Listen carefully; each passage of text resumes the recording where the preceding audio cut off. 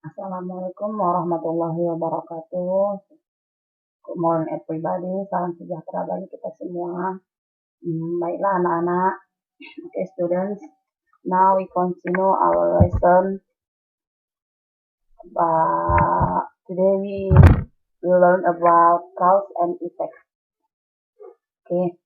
Before we are going to the materi, sebelum kita pergi ke materinya, let's list the best competence.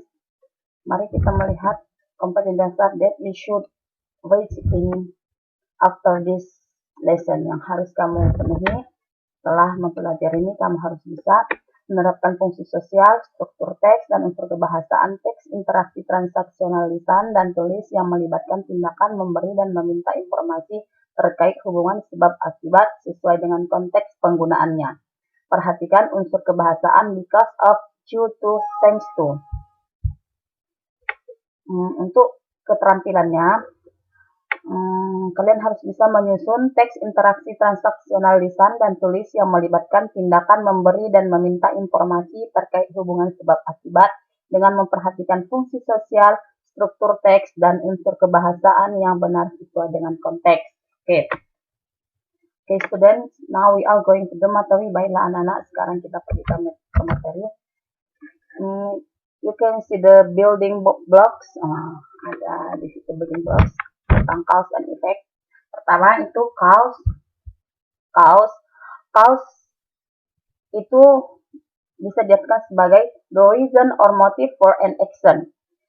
Alasan atau motif untuk sebuah tindakan. Cause juga bisa why something happens. Kenapa sesuatu itu bisa terjadi.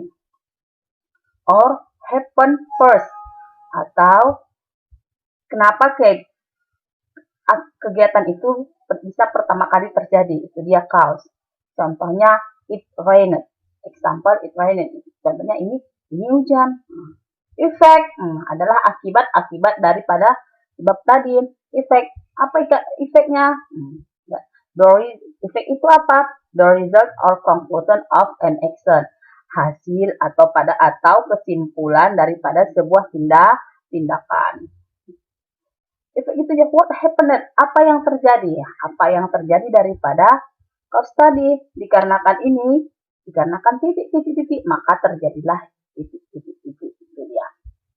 Effect juga happens due to a cause. Happen itu berhubungan tentang kepada sebab. Itu dia.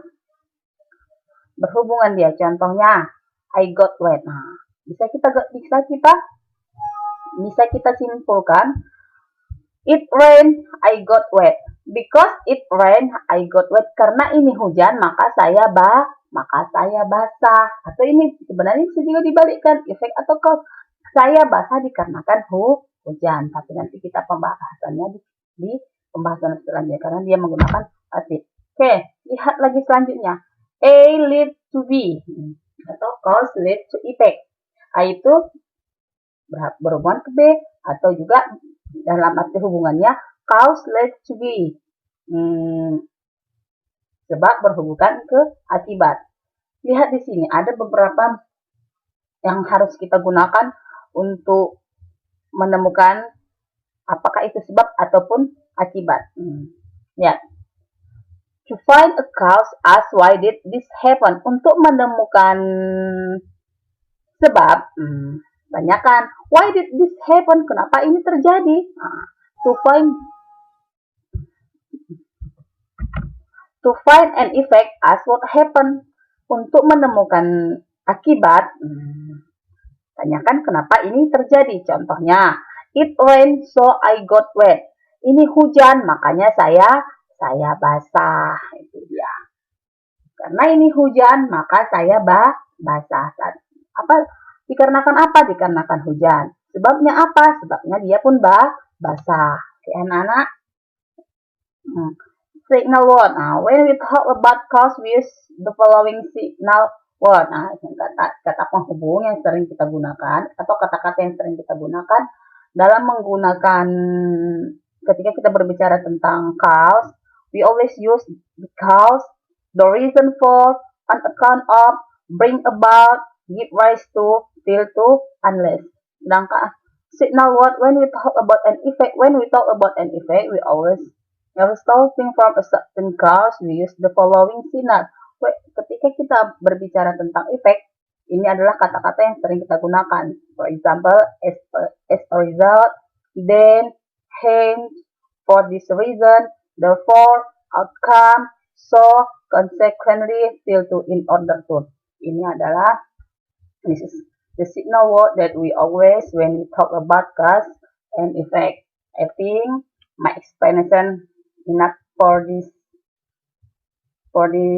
season.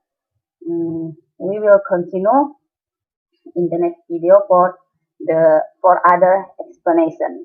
Okay, students, thank you.